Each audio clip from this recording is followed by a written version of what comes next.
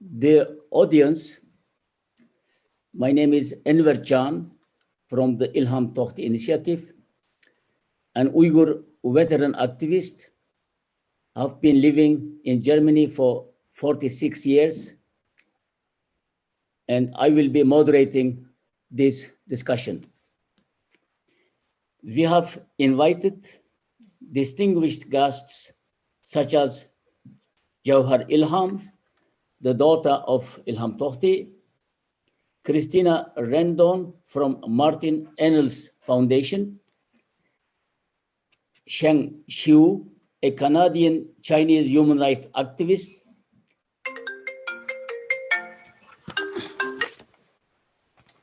Ilhan Küçük, member of the European Parliament, Urkash Devlet, also known as Wuar Kaishi, the Uyghur leader of the Tiananmen movement, Dr.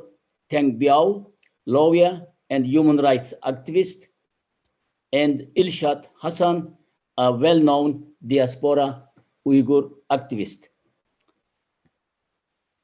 Our discussion may last some 90 minutes, and each of you might speak around 10 minutes.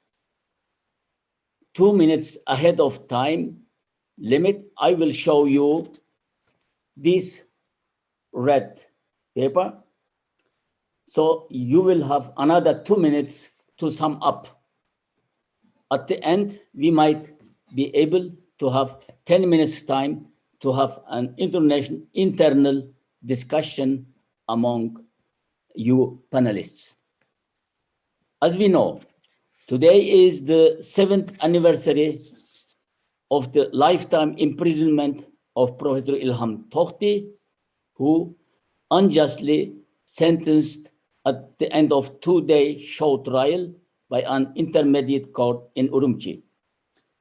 Though the CCP planned to silence the Uyghur scholar behind the bars, he today is known much better in international fora, awarded more than 10 human rights prizes, and have been many times a candidate to the most prestigious Nobel Peace Prize.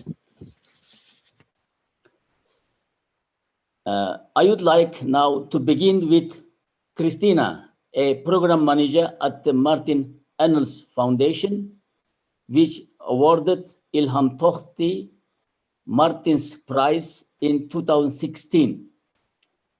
Christina, please, you have the floor. Thank you very much, Enver.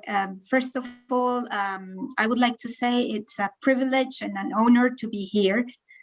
I was not working at the Martin Ennals Foundation at the time when Ilham Tohti was our laureate, but I can tell you that his strength, his work, his commitment continues to inspire younger generations of human rights defenders and all of us.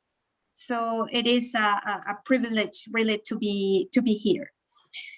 So I would like to start by speaking a little bit about why it was only natural that Ilham Tohti was the laureate in 2016.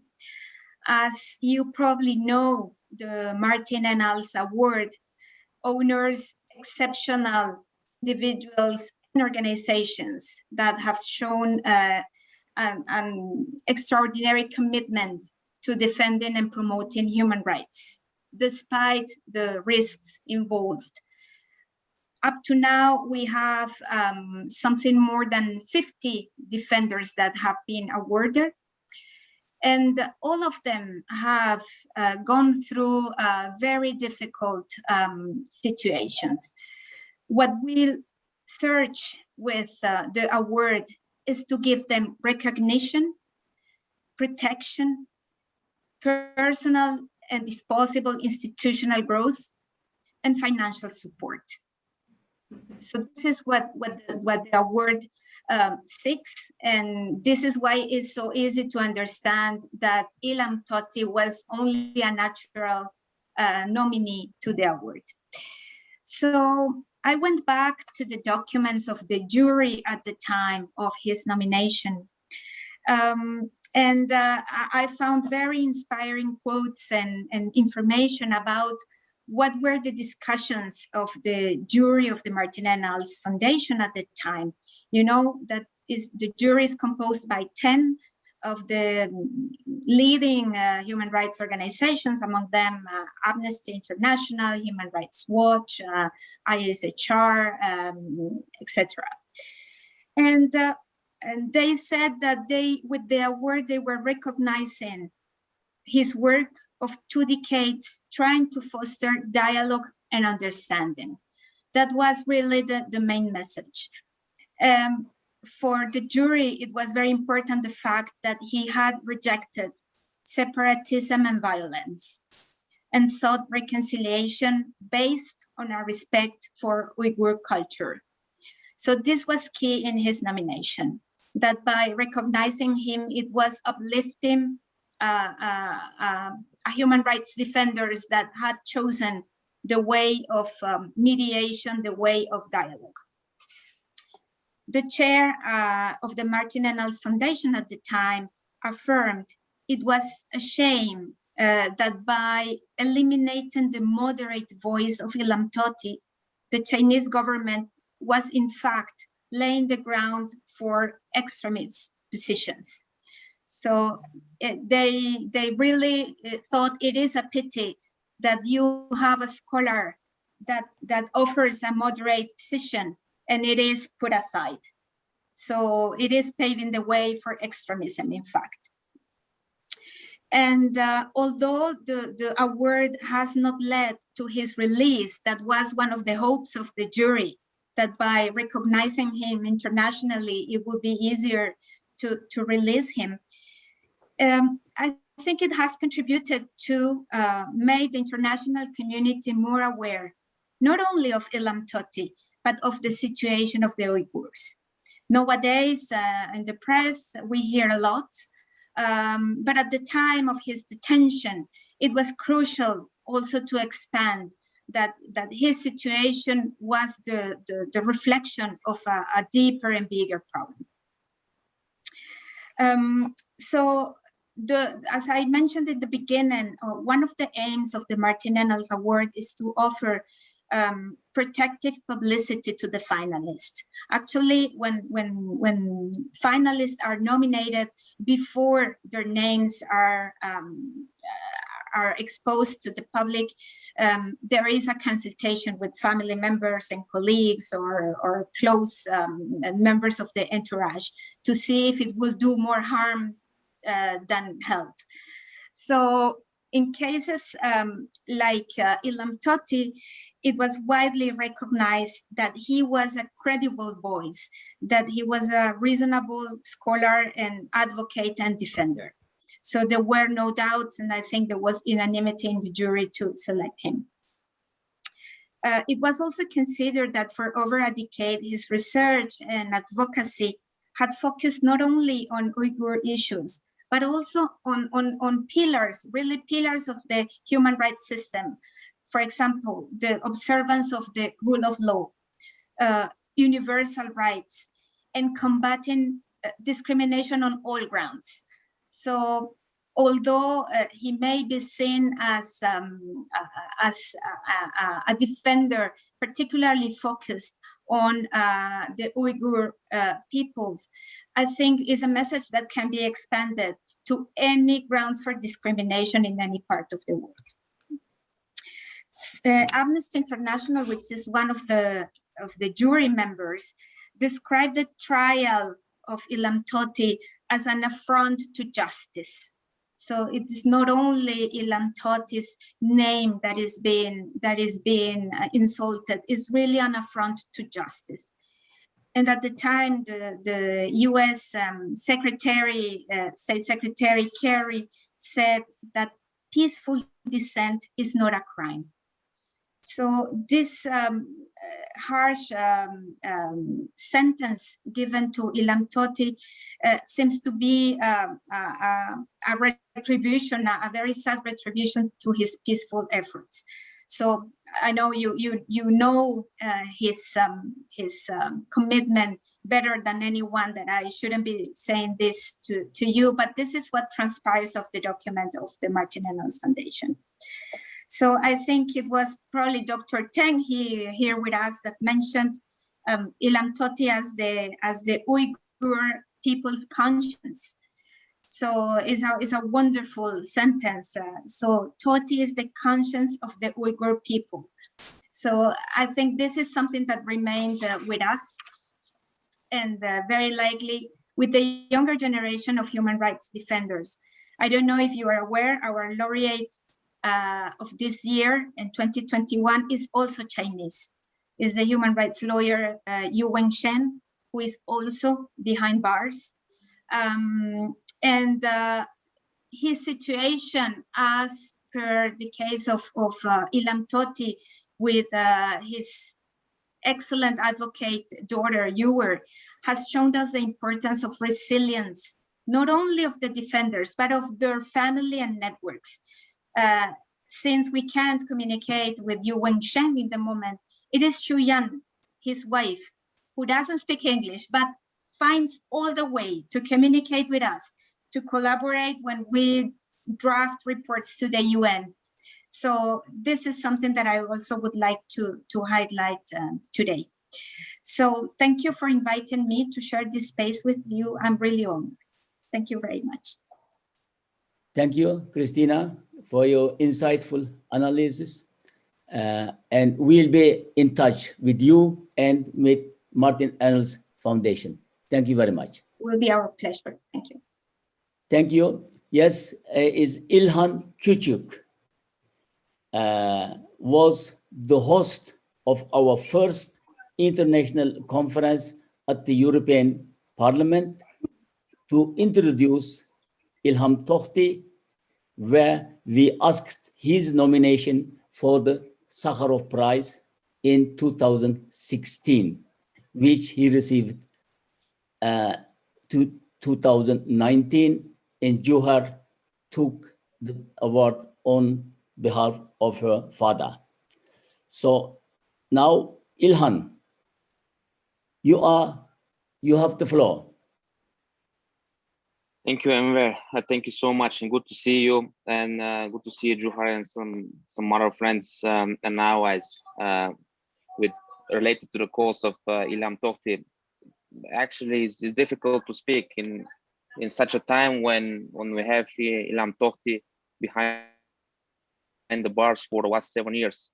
But as you said, I strongly believe in the cause when we met together, when you came to the European Parliament, and your personal story was so touchy when it comes to my personal background. If I may quote you, when you came to the European Parliament in one of the first events, you said, I was working for Deutsche Welle 30 years ago, and I was reporting what the communist regime back in times was doing for my fellow Bulgarian Muslims and Turks in the communist country, Bulgaria at that time. But happily, 30 years later, we have somebody called Ilhan, and he's here to defend and to support our cause. And as I was working for the Bulgarian Muslims 30 years ago, he is working for Ilham Tohti from the European Parliament, and that was very emotional. I took it very emotional, and I was aiming to do my utmost in the European Parliament. I'm not a hero. I mean, I was not the one boosting the whole process, but together with you, with Marie Holtzman, and with some other friends, we were the runners in European Parliament. And the idea was simple. The idea was to show the world who is Ilham Tohti. I do remember in 2016, slowly, the international media was revealing what is going on in Xinjiang region. They were reporting all the massacres and all the deteriorating political and human situation in Xinjiang. And that is something very touchy to me and to my family. And we're a simple strategy just to make his name better known in European institutions.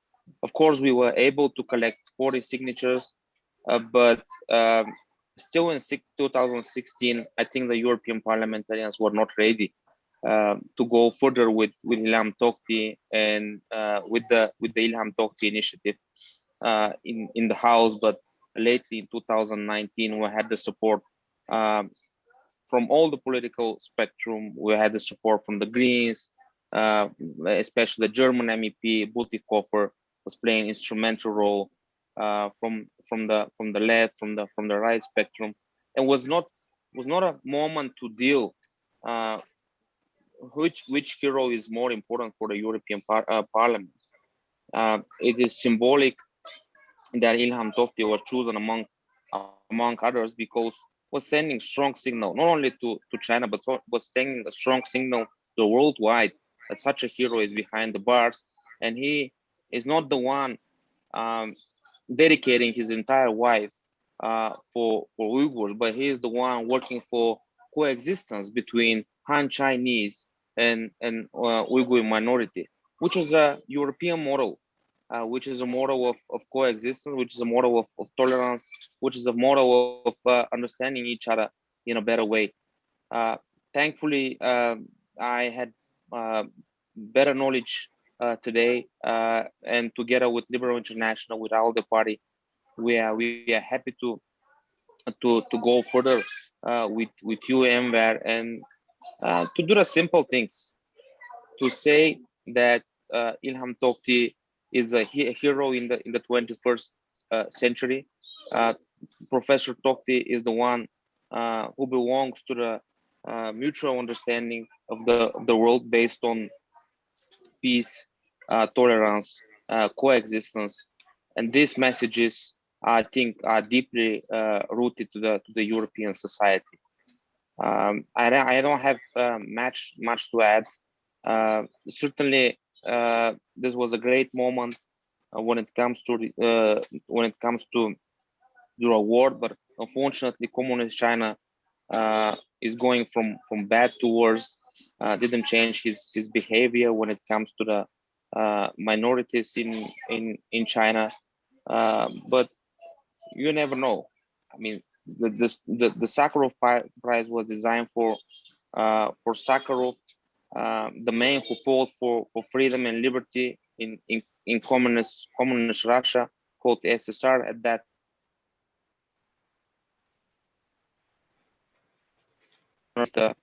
Ilham Tohti will be released. He will come back to his family, to his wife and his daughter, and he will be a good example, and he already is a good example. He will be remembered as a man for more humanity in the world. Thank you, Ilham. Thank you very much. And thank you for your efforts at the European Parliament to nominate again and again Ilham Tohti. Finally, he got the prize 2019.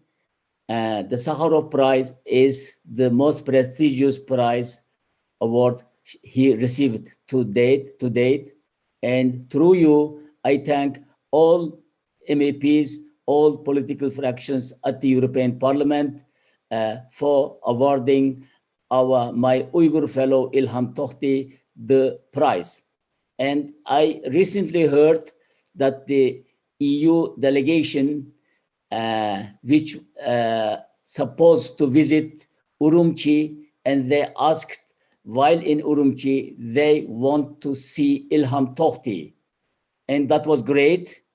But as we all know, the Chinese government got upset and rejected that idea. And I'm not sure that mission or visit will take place. So they are sticking in their position, but I was happy that the European Parliament defended Ilham Tohti and stayed behind him, backed him, and wanted to see the laureate of the Sakharov Prize. And that, I think it's great. Thank you again. Now, Dr. Teng Biao, you said the same day as Ilham Tohti was sentenced that he must receive the Nobel Peace Prize, not life in prison. So we are very interested to hear you now. What would you say after 7 years? Thank you very much. Thank you for inviting me. I'm a close friend to Ilham Tohti. We met in early 2000, and I was a scholar and a human rights lawyer in China before 2013, 2014. And Ilham invited me to give a talk in his class, and you know, it's very difficult for a scholar in China to invite me to talk about these sensitive issues like human rights and like religious persecution, and then I found he was being closely monitored, and there was even a camera in that classroom. And he told me he was frequently warned by Guoan, you know, the secret police in China, so he kept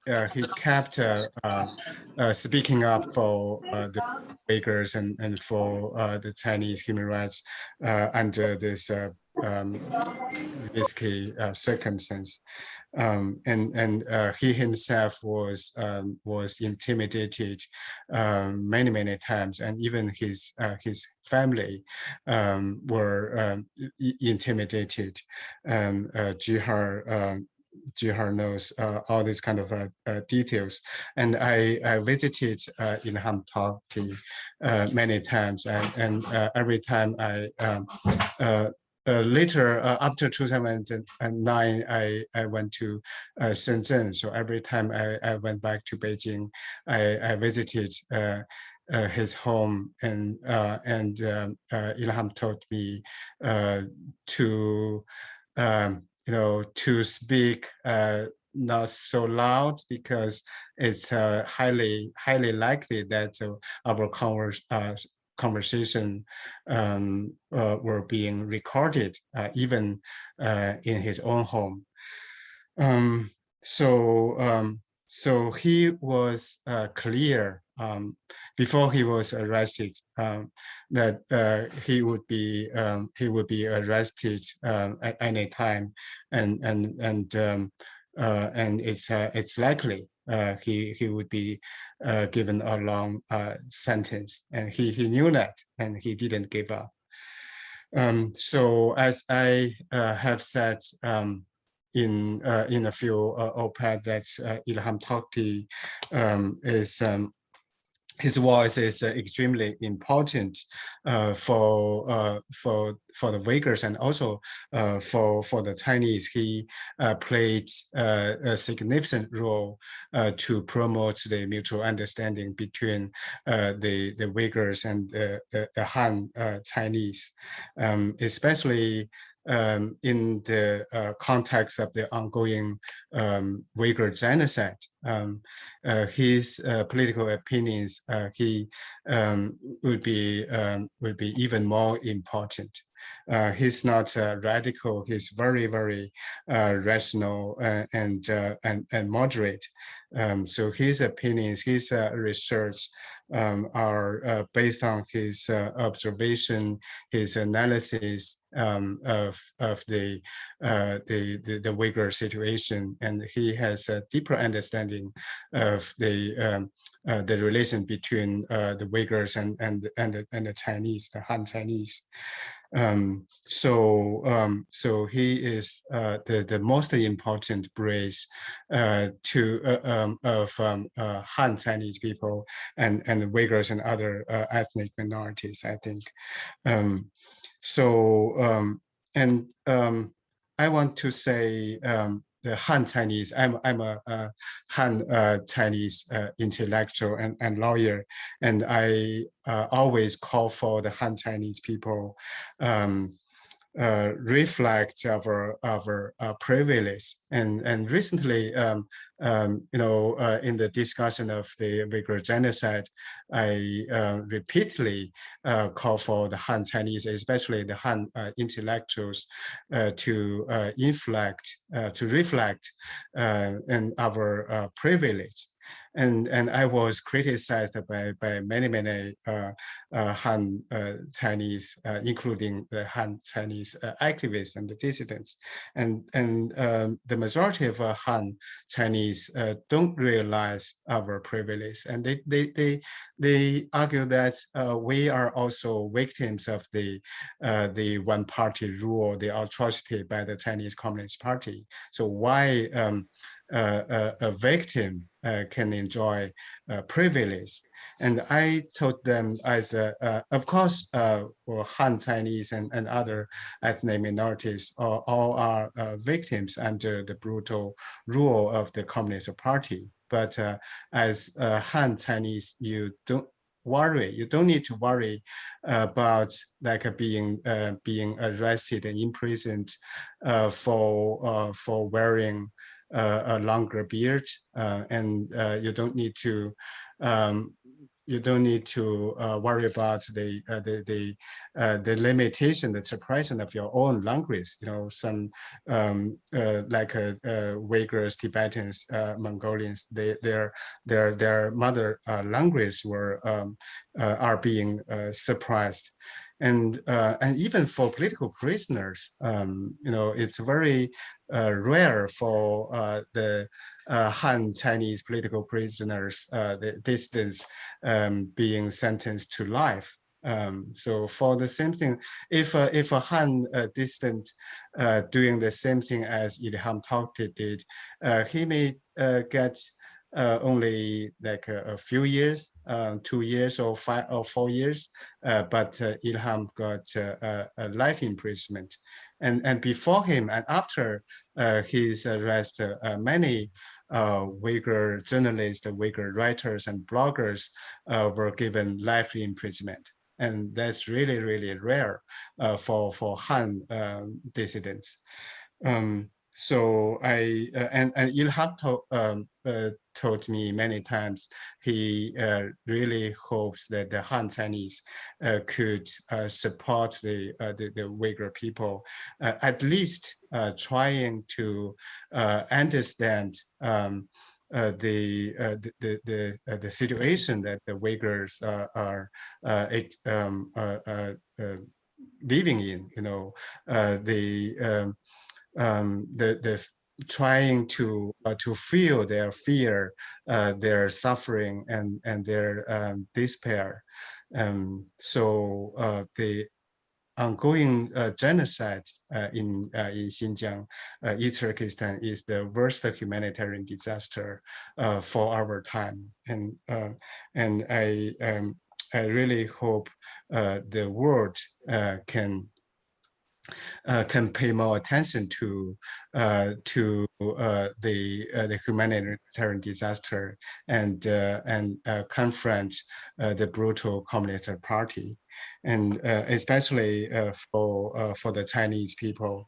And we are victims, but we are also part of the atrocities. And most Han Chinese people don't know what's happening in Xinjiang, and we don't say anything for the genocide. So we should speak out for Ilham Tohti, for the persecuted Uyghurs and other Turkic minorities. And I really hope the world, especially the Western democracies, can stop their appeasement policy and don't be a complicity of the accomplice of the Communist Party dictatorship. Thank you very much. Thank you, Dr. Teng Biao. You touched really a big question, an important question. Actually, the appeasement policy of the West is crucial, which have been the case up to now. And if I look from Munich, from Europe, I see a little movement towards changing the situation, the behavior towards the CCP, towards the communist China. I think because they see that it is getting, the CCP is getting too powerful, too dangerous, even to Europe and to the Western democracies. And I hope very much, as you say, that they build a grand coalition to stand up against the CCP expansion and against the CCP's violation of human rights, especially Uyghurs in this case. Thank you. Ilshad Hassan, you have been writing extensively about Ilham Tohti, and recently you said, fighting for Ilham Tohti's freedom is fighting for Uyghur. He bravely stand up against the Chinese regime in Beijing, which needs courage, faith, and on humanity. He became a paramount figure in Uyghur struggle for justice and freedom. That's your words, which I liked very much, and thank you. Now you have the floor, Ilshad.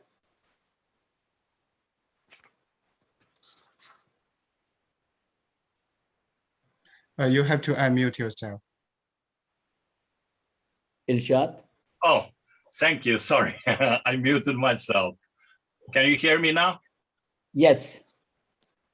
Okay, thank you, Anwar Janaka, for organizing this event for the Ilham Tohti professor. And I'm honored to be here today with so many distinguished scholars, experts, and the bravest girl, Ilham Tohti's daughter, and our proud young human rights fighter, Jawhar Ilham. Thank you. Thanks, everyone. Each time when I talking about Ilham Tohti or Ilham Tohti come to my mind, and I always remember once one of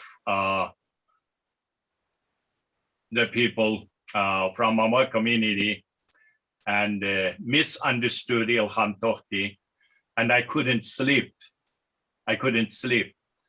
And I was struggling to write something to respond to this misunderstanding. And my wife said to me, it was too late. You need to work to tomorrow. I said to him, if I can't protect a person like Ilham Tohti, who is sacrificing his whole life, whole family, whole what he had in Beijing, and I am not a human rights fighter. I can't claim I am a Uyghur intellectual or Uyghur fighter. We need to do something. So at that night, I wrote a lengthy article about Ilham Tohti and put it out.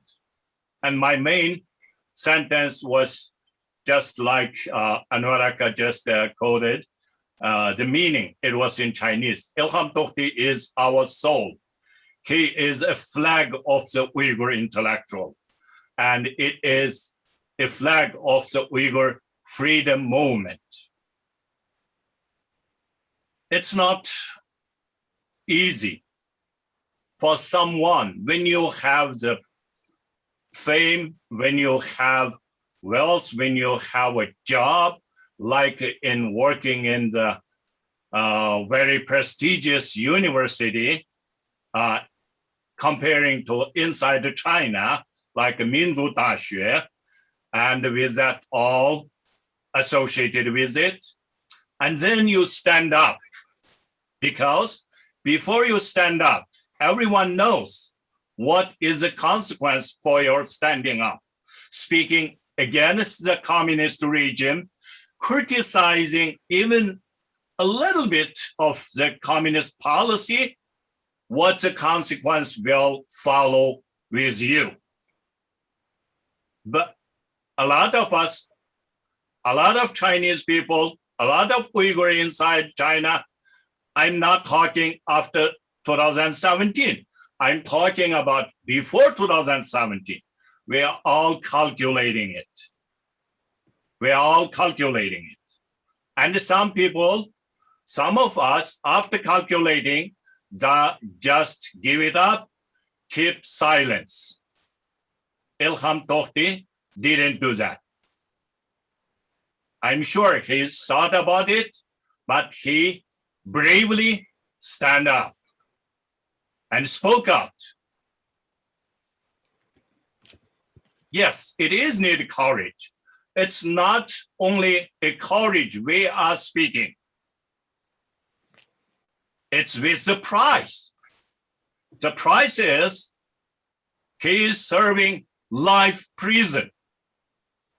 And his daughter, Johar, even though he lives in a freedom country, enjoying the freedom, having a decent profession, but she was hurt.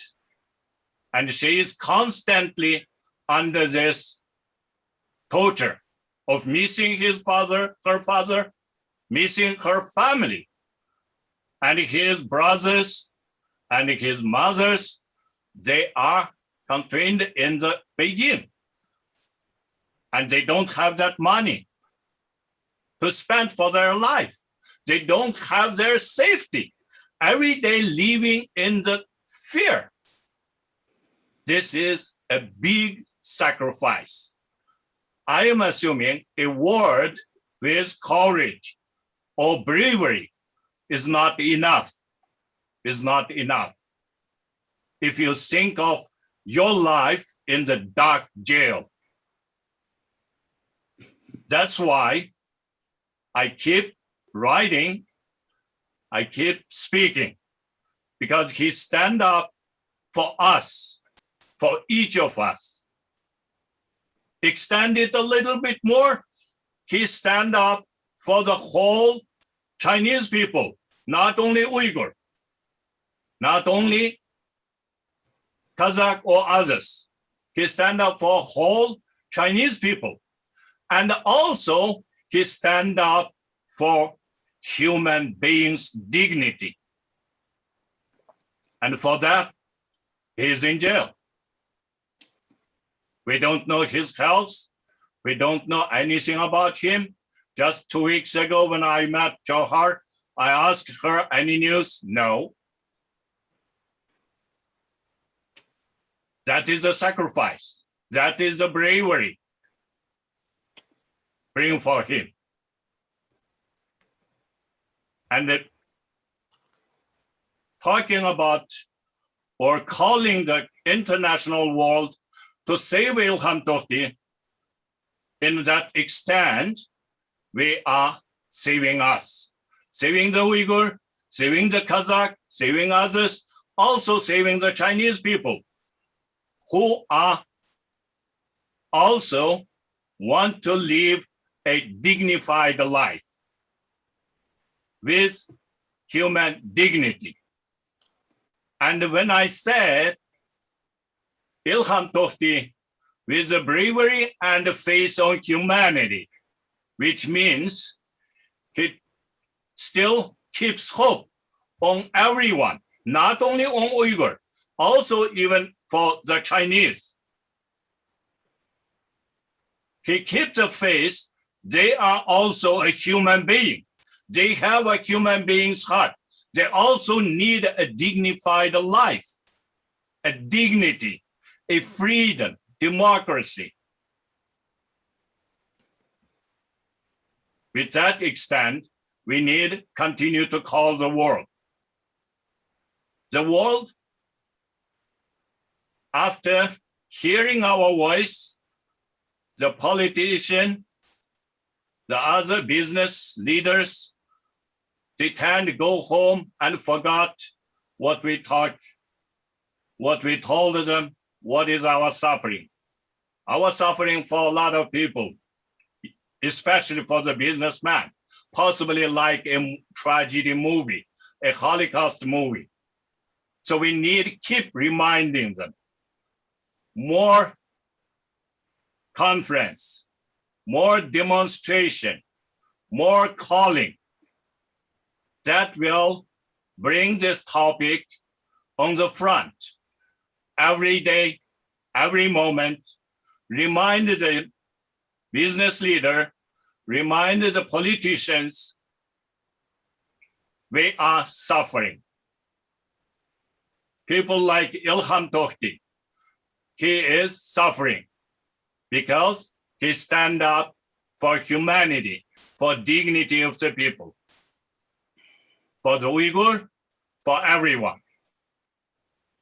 So we need to continue our journey, continue to call and to support Ilham Tohti, not only in word, in action. That action includes keep calling, writing to the politician, and writing to the business owners, and giving support to Ilham Tohti's family. This call needed to be extended to not only Uyghurs or Americans, Europeans, also to the Chinese people. Like Professor Teng Biao and some others, bring them together with us, speak more. Thank you. Thank you, Ilshad. Thank you very much. Urkesh Devlet is also the honorary president of the Ilham Tohti initiative, which I thank him very much for that he accepted our offer to help us, to be with us, to help us, and to lead us. Please, Urkesh, now you have the floor. Dear colleagues, Anwar Janaka, good to be here, and then good friends. It's always a privilege to be among you guys, and then I would like to take this opportunity first to extend my heartfelt regards to Juher and your family. And it's a special day, like Ilshad just mentioned. My good friend Ilshad just mentioned that must be extremely difficult for you, for the family. I know it is difficult even for me, being a fellow Uyghur. It is also difficult, I believe, for all Uyghur people, for all Chinese. Should be, at least. If we don't feel it, it's something that missing in our heart. That today is a day that marks the anniversary of not just a person's life imprisonment, but also the life imprisonment of reasonable voice in China.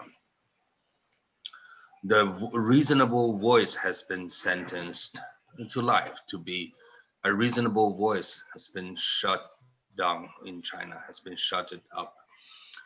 I consider myself in 1989 one of the more moderate student leaders.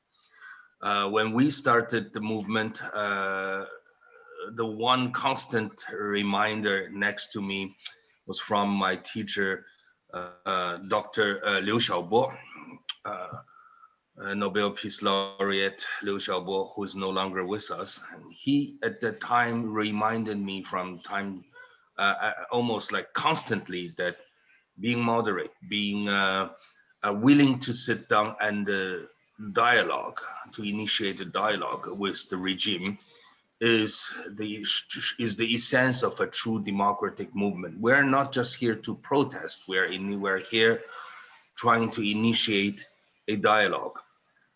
I bear that in mind during the movement, and then also introduced the key word, key phrase, dialogue, into the 1989 student movement, because Liu Xiaobo told us at that time that dialogue is the aim of this movement. We press pressure to the regime as like the key logic of any movement in the world. You apply pressure to your opponent and hope for your opponent to adopt a reasonable solution. That was very much the case of 1989 student movement, and that was also very much the case for many world movements. Unfortunately, it became very difficult in China. And Ilham Tohti, Professor Ilham Tohti, just decided to initiate that dialogue. Even when nobody is listening, he said, I am going to talk. I'm going to introduce the voice of reason. And if you look back to read through what he have said, and then what in many of his speeches, his lectures, and his articles, and then that to be heard in the Uyghur Online, that you will find that he is one of the most reasonable voice. Sometimes I would also say that his voice is a little too moderate, but even that kind of moderate voice was not tolerated in China. Why? Because one thing I think the world needs to know today, and then it is our job to remind the world of the true essence of the Chinese Communist Party's character, is that they only understand total submission.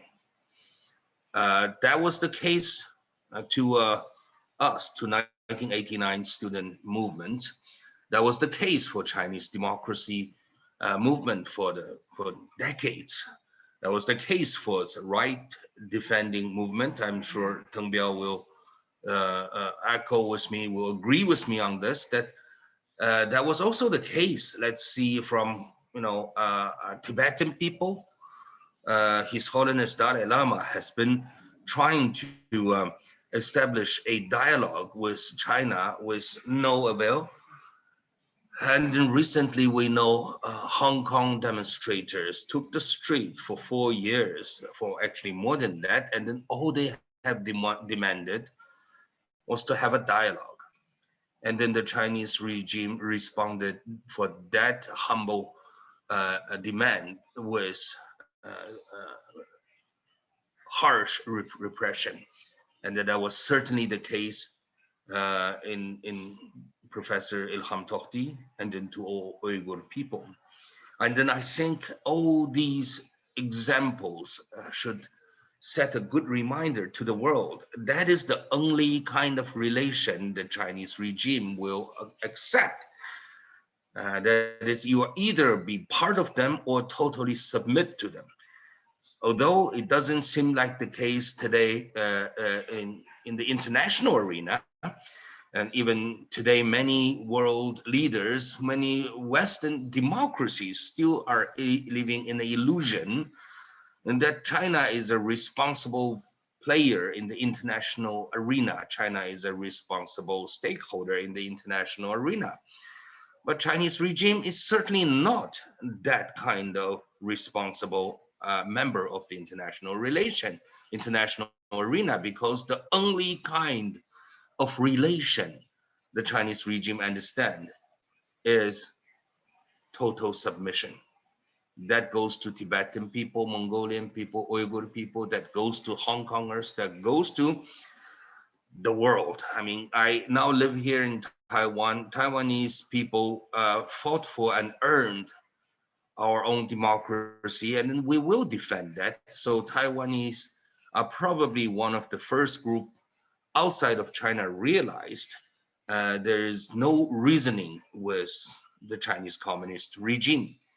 And then I hope that the Chinese, the voice of Taiwanese people that echoes, that tells us about, from the example of the Professor Ilham Tohti, the world needs to come around and understand the long policy that China, the Western democracy have adopted when it comes to China is a wrong policy. There's no other words other than there's no other word than appeasement that we can use to describe that. And then it comes under the wrong assumption that engaging with China economically will promote Chinese democracy. That assumption did not come true. And then there's another assumption which is more selfish, also didn't come true. That is, tolerating Chinese regime may have a consequences of human rights abuses, but it will be within Chinese border. That assumption was not just naive, it was selfish. And then most importantly, it's wrong. I think it is time for, on the 7th anniversary of Professor Ilham Tohti's life sentences, the world can look at all these evidences and come around to their senses and realize the Chinese Communist Party regime will go no stop until the world even come to the same relation that they demand with Hong Kong people, with Uyghur, that is total submission. Is the world ready to go totally submit to the Chinese Communist Party? I think the answer is quite obvious, but it is better for us to realize it today than tomorrow, than the time we pay way too much prices. So I hope that this day can serve that reminder to the world. And then again, my heartfelt regard to Juhair and then to all our Uyghur friends in this panel, and then all the distinguished friends, Christina, MEP Ilhan, Kyuchuk, and then all our friends here and our Chinese democracy friends, that we should echo this message. We should let the world come to that understanding. Sooner the better. Thank you very much.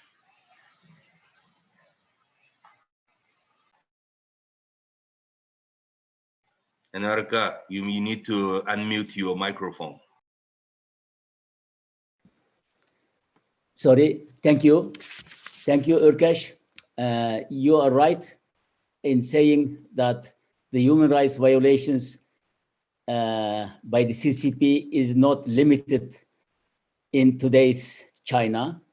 It is already outside in Europe. They are following Uyghurs even in Africa, in Europe. They are trying to influence Western opinion and at the university levels through Confucius institutes. And they are questioning the universal values. So as you say, I would add to what you said. It's time to move. It's time to give up the silence and appeasement policy and stand up against the CCP. Thank you. Now, Shang Shu. She is a journalist, writer, and poet. She voluntarily attended the founding assembly of the Ilham Tohti initiative 5 years ago at the Bavarian Parliament in Munich.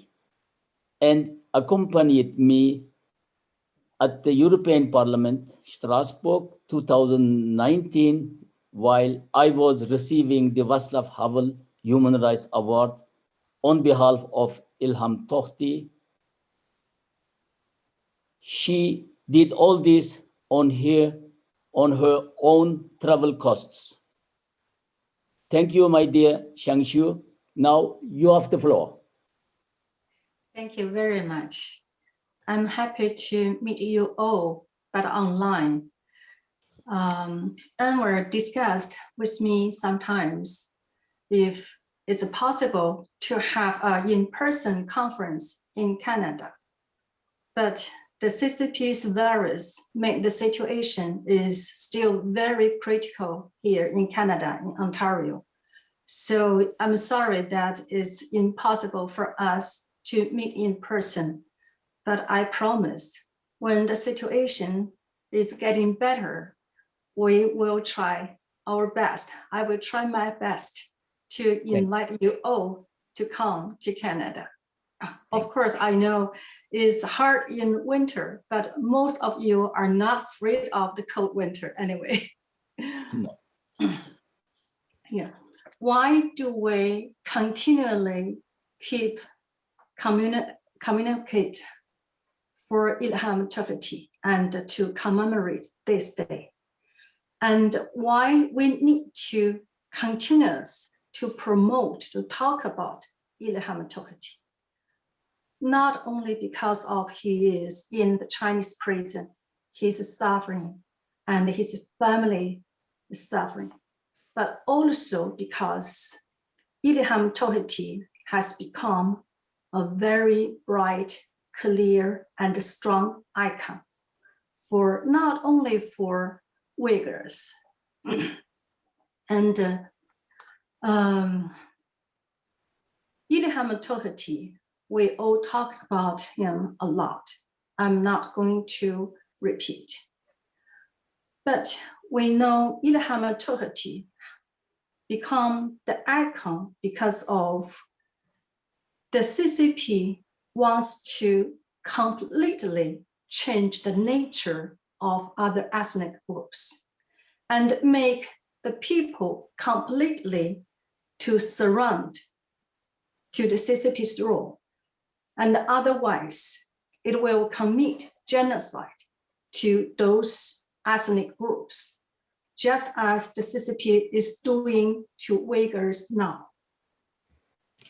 Ilham's sentence to life imprisonment demonstrates the shamelessness and cruelty of the CCP. And when the CCP imprisoned the moderate, the regional Uyghur scholar who promote dialogue and communication, actually, it was the clear sign and a warning of the following Holocaust to Uyghurs. In the matter of fact, the CCP has already started the war in East Turkestan long time ago. I have used the East Turkestan, the Tibetan, and the Southern Mongolian as examples in International PANS Conference and the other events to prove that the false peace under tyranny is more terrifying than a war. It is extreme war because it is a war between the state machine and the unarmed people. People can only be imprisoned and killed, no other way. Before Ilham Tohti was caught and thrown into prison, not many people believed that he would be caught and sentenced to life. Before the concentration camps were exposed in large numbers, not many people believed that the CCP was building concentration camps in East Turkestan. Before East Turkestan became as horrible as it is today, not many people believed that it would become like this. So it's so important for all of us to act even harder now. And I especially want to use this opportunity to introduce what the Ilham Tohti initiative has done in recent years. And this is important task of letting Ilham Tohti's voice continue, and letting attention continue, and letting rescue continue, and letting the tragedy of East Turkestan to be seen.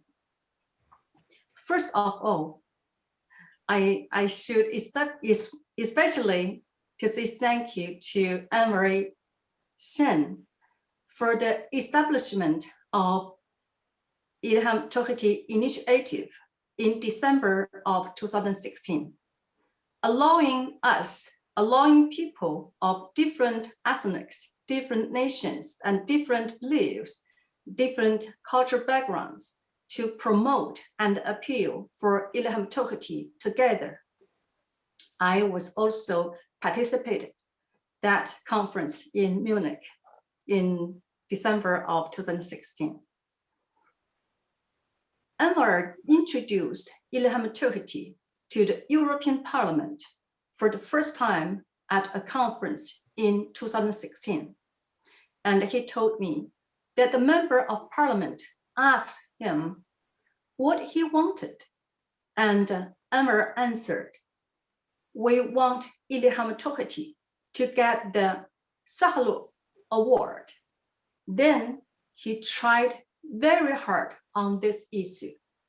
And then Ilham Tohti was awarded in 2019.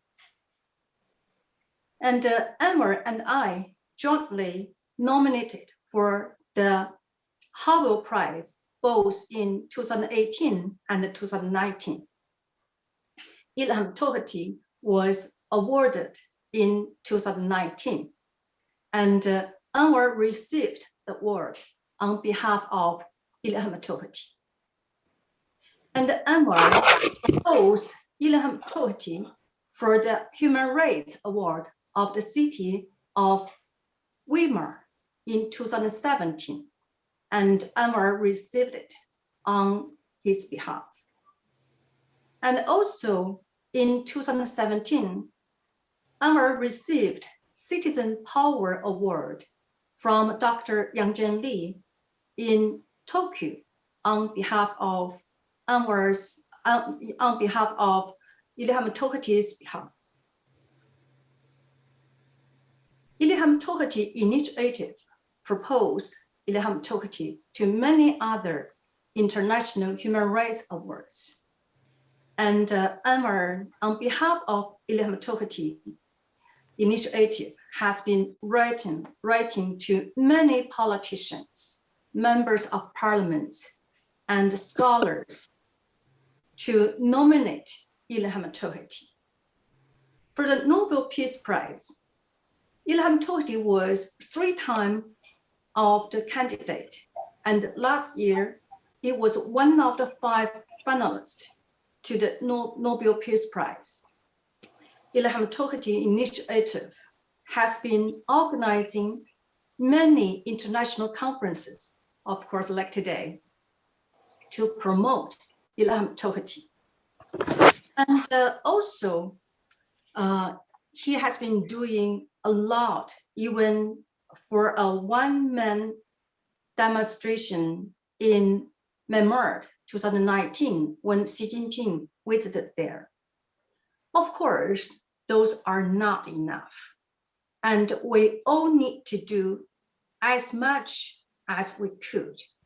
And the world is experiencing a lot of tragedy. But of course, we cannot do all of them, at least we could do some. And for Ilham Tohti is a conscience of the nation. And it's, I think, is a point of turning. So we could do something to make the world to aware of this, of especially the whole situation of Uyghur is experiencing now. And thank you very much. Thank you, Shangshu. Thank you. Now, Jauhar Ilham. Jauhar, I was on purpose keeping you as the last keynote speaker.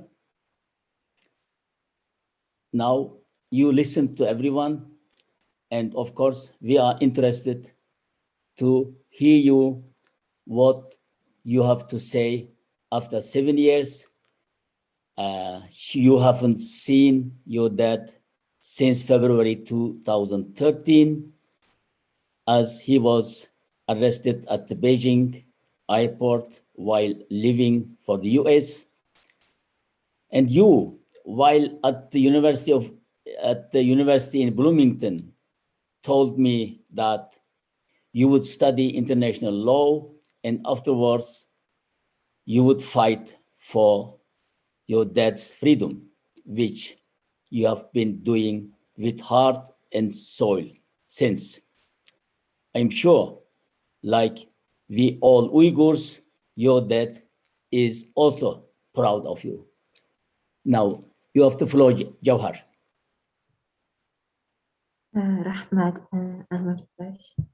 Assalamualaikum, aziz qarindoshlar. Men Jauhar Ilham. Hello everyone, my name is Jauhar Ilham. I wanted to introduce myself in Uyghur first because I don't want to ever forget about my identity. And thank you all very much for taking the precious time out of your day and for joining today's event. And also I'd like to thank Ilham Tohti Initiative for organizing this event for my father and for having me today. I am not a policy expert, nor I am interested in politics at all. Though I did study political science for one of my undergrad degrees just to help out my father. And now I have forced to become an activist, or I prefer to be called an advocate for my father and the Uyghur people. And forced by who? The Chinese government. The government had left me with no choice by putting a great man like my father in prison. If I had a choice, I wouldn't have chosen this life path at all. And many Uyghurs wouldn't have chosen this life path. So today I'd like to share with you a little bit about what I know about my father and what my family and I have been through. And today marks the 7th year of my father Ilham Tohti's sentencing. And honestly, I would rather be remembering celebrations of the 1st or 5th or 10th anniversary of me and my family's reunion instead of making the date of my father's detention or sentencing. And I just wish to come up to the camera holding my father's arm and smile, and instead of holding my father's photos and just having to scream for his release. My father, Ilham Tohti, is a scholar and an intellectual. But he was called a terrorist, an extremist, and a separatist. He was one of the very first Uyghur who was arrested, and he was also the first person who holds a Chinese passport that was received a life sentence since the Cultural Revolution. But all he ever did was fostering dialogue between the Han Chinese and the Uyghur people, and for advocating respect for religious and cultural belief of our people, and also for equal opportunity in pursuing our dreams and the things that motivate us. And many of you are familiar with the story. Many of you might have already met my father before, but for the ones who aren't familiar with how my father and I ended up being in where we are now. Just a little background, about 8.5 years ago, on February 2nd, 2013. And yes, I remember the date very clearly. My father and I were on our way to America together, and he was to become a visiting scholar at Indiana University in a small town called Bloomington in Indiana. He was stopped at the airport in Beijing International Airport and prevented from leaving the country. And I was a teenager trying to study Arabic, hoping to become a translator one day. And I was only planning to stay in the US for 2 to 3 weeks and help my father settle down. But as you see, I am still here and never left. At this moment, I am on the other side of the world, away from my family and my home. And that was the last time I saw my father and my younger brothers in person. My father was released home from the airport a few days later, but his freedom was still restrained. He wasn't really allowed to teach, nor really be allowed to go far from his apartment without permission. So in other words, he was under house arrest. And that continued for 11 months. But my father didn't complain because it had become a normality for his life and our life. The Chinese government had detained him, threatened him, and put him under house arrest many times before that. And Mr. Tongbia also mentioned earlier that, including me and my rest of my families, we were detained together multiple times. But my father used to always tell me, "My dear, it's okay. We need to be strong." And January 15th, 2014, which is 11 months after we were separated at the airport, more than 20 policemen broke into our apartment in Beijing and arrested my father in front of my 2 little brothers, who were 4 and 7 years old. My poor little brothers were deeply traumatized. One of them even started having heart issues for years. And whom I was very close with, they had to grow up without a father figure for over 7 years. And my stepmom had to raise 2 boys all on her own. And I had to live away from my father and my family on the other side of the world for the past 8 years without being able to communicate with them freely. And it has been close to 5 years since I haven't heard any news of my father. Family visits were no longer allowed since 2017. And when my father was first arrested in 2014, many of you are aware he was shackled and denied for food twice, each time for 10 days. And I wonder what's his current condition now. And I wonder if he's writing on the prison walls, or because the prison guards might refuse to give him a piece of paper or pen, but writing might be his only way to keep himself sane in the dark cell. And I also wonder if my father is even alive, but of course, the prison wouldn't let us know. So as you can see, that the motivation to do the work I do today is very personal. And up to 2017, I was mainly advocating for my father, for my family only. But when I learned that hundreds of thousands of families were experiencing similar or worse treatments, that was the time I knew it wasn't okay anymore, and I couldn't remain silent on the broader Uyghur issue. Dear all, I really want to state this, emphasize this. I say this everywhere over again and again. We can't remain silent, and we can't. I know we have all fear and from the Chinese government, from our extended family back in hometown, but we can't be silent. Only by speaking up, then we will stand a chance. Maybe the chance is small, but we stand a chance for a change. So today I really want to urge the Chinese government to immediately restore the family visiting rights, and to also, more importantly, to release my father Ilham Tohti as soon as possible, and all the innocent Uyghur people who are currently locked up in the concentration camps, re-education camps, vocational training schools, prisons, whatever they call it. All these people, innocent people who are locked up wrongfully, including my father's students, they need to be released. And I also want to urge the Biden administration to pass and support the congressional enactment of the Uyghur Forced Labor Prevention Act and to center the Uyghur issues as an important agenda item in the following years. And I urge the European Parliament, the EU, to actively enforce the most recent EU import ban and to apply effective due diligence mechanisms to the system. And my father used to tell me, there always is a solution for every problem. From mandates to infuse real due diligence into supply chains are an important part of the solution. Not only free my father from unlawful imprisonment, but to free the millions of Uyghurs who are living in constant terror. And at last, I also want to urge the Western brands and corporations to end their ties with their suppliers in the Uyghur region and stop sourcing any items, including cottons that are made in the Uyghur region. In fact, at this juncture, no responsible corporation in any sector should be sourcing anything from the Uyghur region. So I have a very clear direction and a clear goal, and I've been working towards it. I haven't reached my goal yet because, as you can see, my father is still in prison, but I'm working towards it.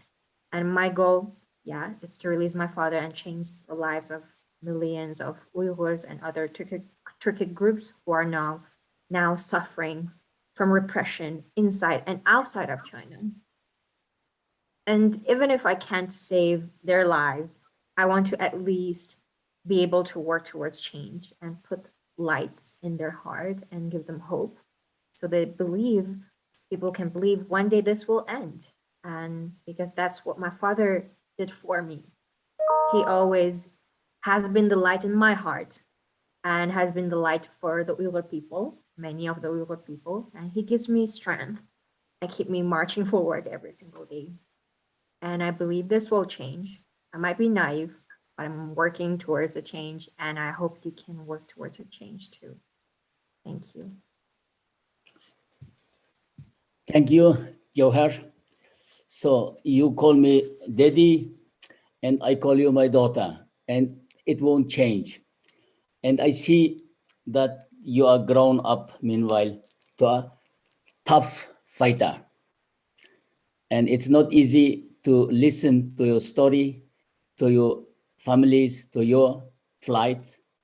And it should be, or is more difficult for you to talk about this. But I appreciate your bravery and courage that you talk as a tough fighter in front of cameras to everyone.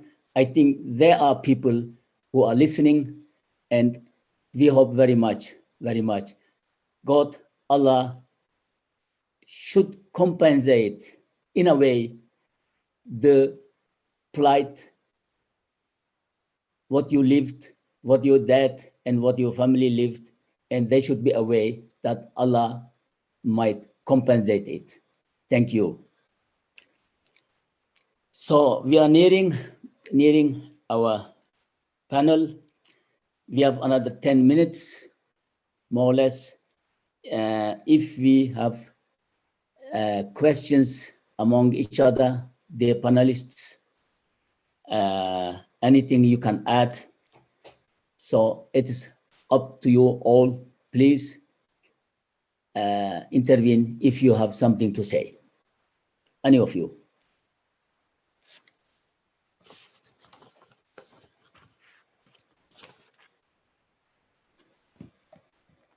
So if not, there is a question which I want to just to put generally to all of you. There are some views, observers who say that Ilham Tohti had foreseen, anticipated that 15 years ago, so almost 10, 15 years ago, that the CCP was planning a more harsh suppression, which is today a genocide against Uyghur people. And that is really the main reason that he was arrested and received a lifetime sentences because they really wanted to get rid of him. What would you say, the analysts, to this point of view?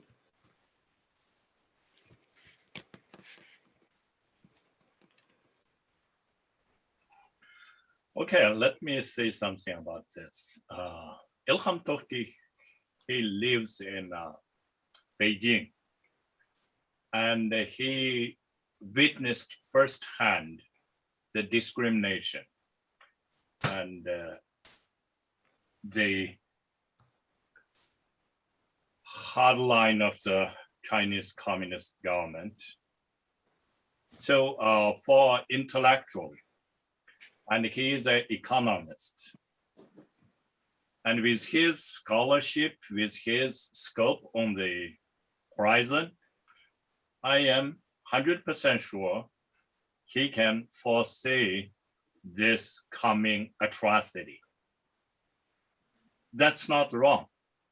That's why he tried to call the humanity of the all people to save the Uyghur, also to save the identity, the belief, the living life of the style.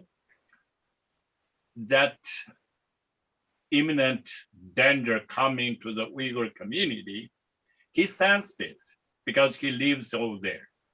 And he was having more broad view and exchange with the Chinese intellectual and also some power broker, I'm assuming. So he foreseen that. That's true. I agree with that. Thank you.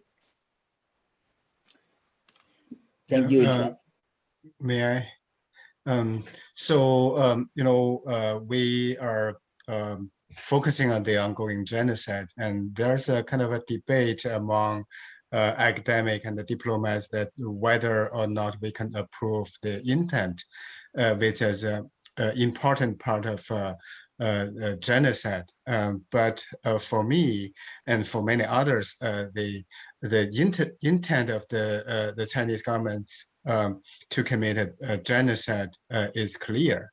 And according to the UHRP Uyghur Human Rights Program, that many Uyghur intellectuals, elites were detained and are detained in the concentration camps, including the university presidents, the accomplished writers and the artists, the professors and doctors. So they don't need any vocational training at all, and they were detained there, and they were tortured, and they were sentenced to long imprisonment, and some of them have died in custody. So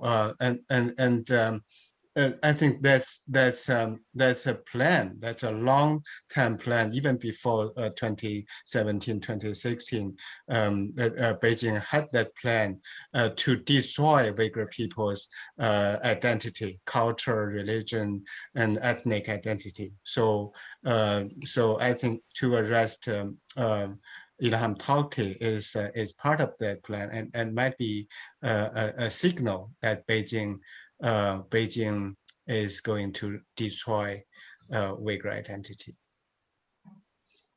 Thank you. Right? Yes. Yes, thank you.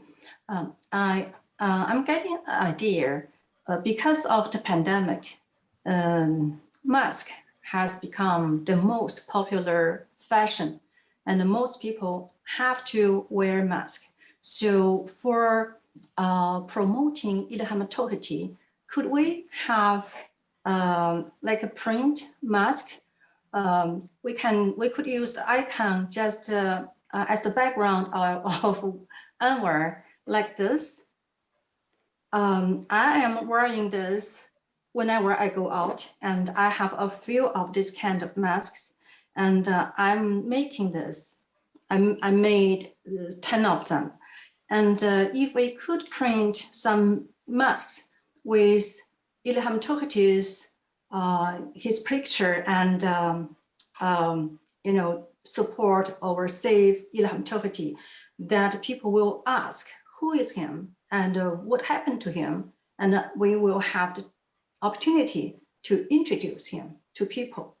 Yeah, just an idea. Thank you. Thank you. It's a very good idea.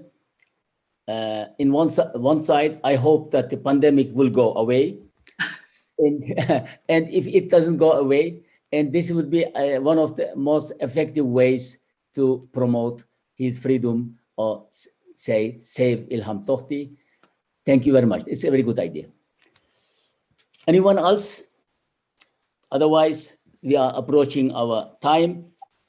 And I thank you, my dear panelists, for your enlightening ideas, analysis, and in-depth analysis today. And thank you, dear audience, for joining us. So I'm closing this session. Thank you very much. Thank you for inviting me. Thank you. Thank you. Thank you. Thank you, everyone. Thank you. Bye-bye.